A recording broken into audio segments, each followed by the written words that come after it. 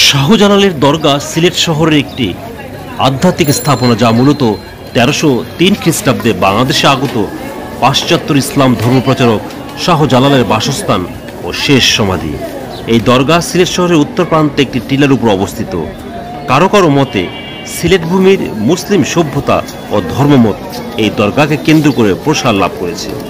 শাহজালালের লৌকিক ও অলৌকিক স্মৃতি বিজড়িত এই স্থান সিলেটের অন্যতম পূর্ণ তীর্থ হিসেবে পরিচিত। ঐতিহাসিক অচ্যুত চরণ চৌধুরী তত্ত্বনিধির মতে এই দরগা থেকে প্রেরিত শাহজালালের সঙ্গী অনুসারীদের ঢাকা, ময়মনসিংহ, ত্রিপুরা, কুমিল্লা ও আসাম প্রভৃতি স্থানে মুসলিম সংস্কৃতি ও ঐতিহ্যের প্রচার ও প্রসার হয়েছে।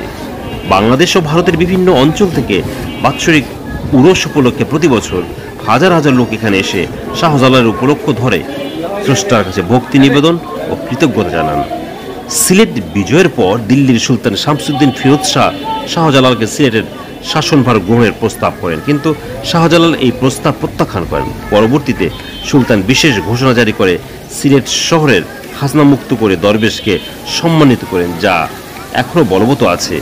সুলতানি আমল হতে প্রথা অনুযায়ী নবাব, বাদশাহ বা রাজকর্মচারীদের মধ্যে যারা সিলেটে আসতেন নানা প্রকার দালান ইত্যাদি নির্মাণ করে সম্মানের সাথে দরগার সংস্কার ও প্রসার সাধন করতেন। দরগা চত্বরে অবস্থিত স্থাপনাগুলো সুলতান ও মোগলদের আমলে নির্মিত বলে তাম্র ফলক ও প্রস্তর ফলকে লিখিত বিভিন্ন নিদর্শন রয়েছে। যেমন সিলেট শহরের সর্ববৃহৎ দরগা মসজিদের ফলকে লিখিত তথ্য আছে বাংলার সুলতানদের কর্তৃক 14 সালে ইহা নির্মিত। শাহজালালের সমাধি ঘিরে যে দেওয়ালগুলো রয়েছে তা লুৎফুল্লাহ আমিন বক্সি কর্তৃক নির্মিত বলে একটি ফলকসূত্রে উল্লেখ পাওয়া যায়। এভাবে বিভিন্ন দালান, মসজিদ ও পুকুরঘাট ইত্যাদি বিভিন্ন সময় বিভিন্ন শাসনকর্তা সহ বাদশাহ ও সুলতানদের দ্বারা শাহজালালের প্রতি সম্মান প্রদর্শনের মাধ্যমে তৈরি বলে উল্লেখ আছে। এছাড়া দরগার লঙ্গরখানায় অর্থ সাহায্য, খাদেমগণের জন্য জায়গির ব্যবস্থা, দরগার আলোকসজ্জা ইত্যাদি অনুদান সুলতানগণ ও মোগল বাদশাদের দরবেশদের প্রতি সম্মান প্রদর্শনের বিভিন্ন বিবরণীতে পাওয়া যায়। যখনই দিল্লির রাজপুরুষগণ সিলেটের শাসনকর্তা নিযুক্ত হতেন, প্রথা অনুযায়ী শাসনভার গ্রহণের পূর্বে দরগায় এসে জিয়ারত সম্পন্ন করে দরগার স্থলাভিষিক্ত খাদেমগণ কর্তৃক স্বীকৃত হয়েই কার্যভার গ্রহণ করতেন, এবং এই প্রথা ব্রিটিশ রাজত্বের প্রান্তকাল থেকে প্রচলিত ছিল। দরগার পুরানো রেকর্ডপত্র অনুসারে দ্বিতীয় দিল্লির রাজপুরুষগণ রাজকীয় আড়ম্বরে দরগায় এসে পৌঁছলে পরে খানকার শেখ রাজপুরুষদের মাথায় পাগড়ি বেঁধে আনুষ্ঠানিকভাবে তাদের প্রতি শাহজালালের মনোনয়ন জ্ঞাপন না করা পর্যন্ত জনসাধারণ তাদেরকে শাসনকর্তা হিসেবে গ্রহণ করতেন না। আপনারা ভিডিওতে হযরত শাহজালালের মাজার দেখছেন এবং আশেপাশের বিভিন্ন অবস্থান দেখছেন। শাহজালালের সমাধিতে সোনার কই, মাগুর ইত্যাদি দরগায় প্রাকৃতিক সৌন্দর্য ছাড়াও শাহজালালের ব্যবহৃত বিভিন্ন দুর্বাদি দর্শনার্থীদের দেখার ব্যবস্থা রয়েছে, যার মধ্যে দরবেশের ব্যবহৃত তলোয়ার, কাঠের তৈরি খড়ম, হরিণের চামড়া দ্বারা নির্মিত নামাজের মুসল্লা, তামার নির্মিত প্লেট এবং বটি। উল্লেখ্য যে তামার নির্মিত বটি বা পেয়ালার আরবিতে কিছু কালাম লিখিত আছে। রোগ মুক্তি উসিলা হিসেবে ওই বাটিতে পানি ঢেলে পান করলে আরোগ্য লাভ হবে বলে লোকের বিশ্বাস রয়েছে। আজ আপনাদের ঘুরিয়ে দেখাতে নিয়ে যাচ্ছি কুষ্টিয়া শহরের সদরে অবস্থিত রবীন্দ্রনাথ ঠাকুরের কুঠিবাড়ি ও জাদুঘর দেখাতে। কুষ্টিয়ার কুমারখালী উপজেলার শিলাইদহ ইউনিয়নের খোরেস্তপুর গ্রামে অবস্থিত কবিগুরু রবীন্দ্রনাথ ঠাকুরের স্মৃতি বিজড়িত ঐতিহাসিক বাড়িটি শিলাইদহ রবীন্দ্র কুঠিবাড়ি নামে পরিচিত।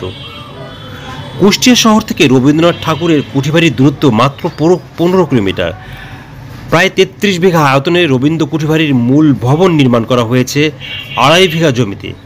3 তলা বিশিষ্ট রবীন্দ্রনাথ ঠাকুরের কুঠিবাড়িতে সর্বমোট 18টি কক্ষ আছে। ভবনের 3য় তলায় ছিল কবির লেখার ঘর, আর এই কুঠিবাড়ির ছাদ থেকে কবি সূর্যোদয়, সূর্যাস্ত এবং জ্যোৎস্না উপভোগ করতেন। আপনারা ভিডিওতে রবীন্দ্রনাথ ঠাকুরের কুঠিবাড়ি দেখছেন, যেটি আগে বলা হয়েছে কুষ্টিয়া সদরে অবস্থিত। 1807 সালে রবীন্দ্রনাথ ঠাকুরের পিতামহ প্রিন্স দ্বারকানাথ ঠাকুর এই অঞ্চলের জমিদারি লাভ করেন। পরবর্তীতে 1879 সাল থেকে 1901 সাল পর্যন্ত রবীন্দ্রনাথ ঠাকুর অনিয়মিত বিরতিতে এখানে আসতেন এবং সেই সময় তিনি জমিদারের কাজ পরিচালনা করতেন। সে সময় এই কুঠিবাড়ি থেকেই তিনি সোনার তরী, চিত্রা, চৈতালি গ্রন্থ লিখেন এবং গীতাঞ্জলি কাব্যর ইংরেজি অনুবাদ শুরু করেন। আপনারা ভিডিওতে রবীন্দ্রনাথ ঠাকুরের কুঠিবাড়ির বাহিরের অংশ দেখছেন। 1858 সাল থেকে শিলাইদহ রবীন্দ্রনাথের কুঠিবাড়ি প্রত্নতত্ত্ব অধিদপ্তরের তত্ত্বাবধানে রয়েছে। বর্তমানে এটি শিলাইদহ রবীন্দ্র কুঠিবাড়ি জাদুঘর হিসেবে ব্যবহৃত হচ্ছে। আর এই জাদুঘরের স্থান পেয়েছে কবি রবীন্দ্রনাথ ঠাকুরের বিভিন্ন বয়সের ছবি, ব্যবহার্য জিনিস যেমন চঞ্চল ও চপলা নামের দুটো স্পিডবোট, আটবেহারার পালকি, পল্টুন, টি টেবিল, কাঠের চেয়ার, সোফা সেট, পালঙ্ক এবং কবির আঁকা বিভিন্ন চিত্রকর্ম। আপনার ভিডিওতে রবীন্দ্রনাথ ঠাকুরের সমসাময়িক সময়ের বিভিন্ন জিনিস দেখছেন। এই জিনিসের মধ্যেও কতগুলো রয়েছে সেই সময়ের এবং কতগুলি রবীন্দ্রনাথ ঠাকুর নিজে ব্যবহার করতেন।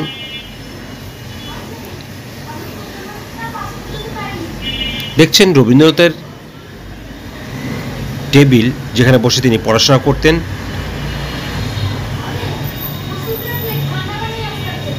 চেয়ার, যেখানে তিনি বসতেন। এছাড়াও এই জাদুঘরে রয়েছে তার ব্যবহৃত পালকি, রয়েছে সেই সময়ের সিন্দুক অর্থাৎ যেটি তিনি ব্যবহার করতেন। আমরা সিঁড়ি দিয়ে উপরের দিকে যাচ্ছি, খুব দ্রুত আমরা করছি যেহেতু ভিডিও করা নিষেধ ছিল, তাই আমরা খুব দ্রুত দেখাচ্ছি। বেশ কতটি কক্ষ নিয়ে এই কুঠিবাড়ি অবস্থিত।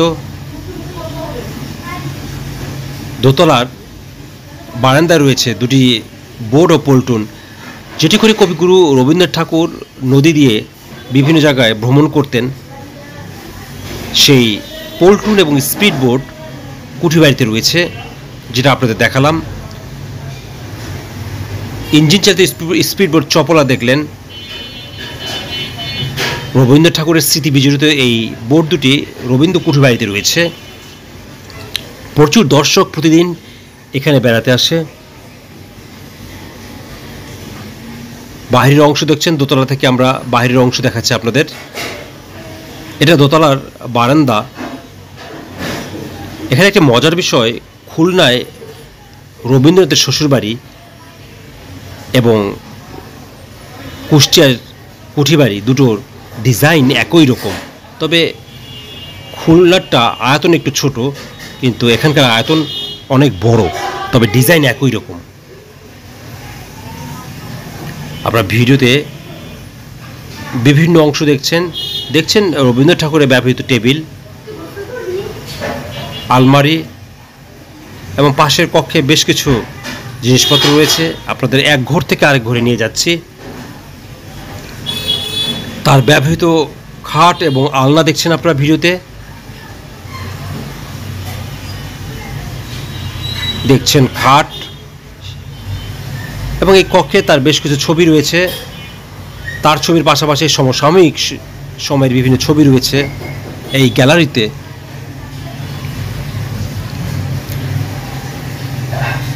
রবীন্দ্রনাথ কুঠিবাড়িতে বেড়াতে গেলে অবশ্যই সকাল সকাল যাবেন, তাহলে সময় নিয়ে দেখতে পারবেন। সকাল 10টায় এই কুঠিবাড়ি সকলের জন্য উন্মুক্ত হয়। আমরা একে একে প্রতিটি অংশ আপনাদের দেখাচ্ছি। রবীন্দ্রনাথ ঠাকুরের ব্যবহার্য জিনিসপত্র, যেখানে ডাইনিং টেবিল রয়েছে একটি, খাজনা আদায়ের টেবিল, যেখানে বসে তিনি খাজনা আদায় করতেন, সেই টেবিলটা আপনাদের দেখালাম। রয়েছে সে সময়ের ব্যবহৃত বিভিন্ন জিনিস, ঘাস কাটার মেশিন থেকে শুরু করে সেই সময়ে ব্যবহৃত জিনিসপত্র রয়েছে। সেই সময় তার ব্যবহৃত সিন্দুক, অর্থাৎ এই বাড়িটিতে রবীন্দ্রনাথ ঠাকুরের ব্যবহার্য অনেক জিনিসপত্র এখানে রয়েছে।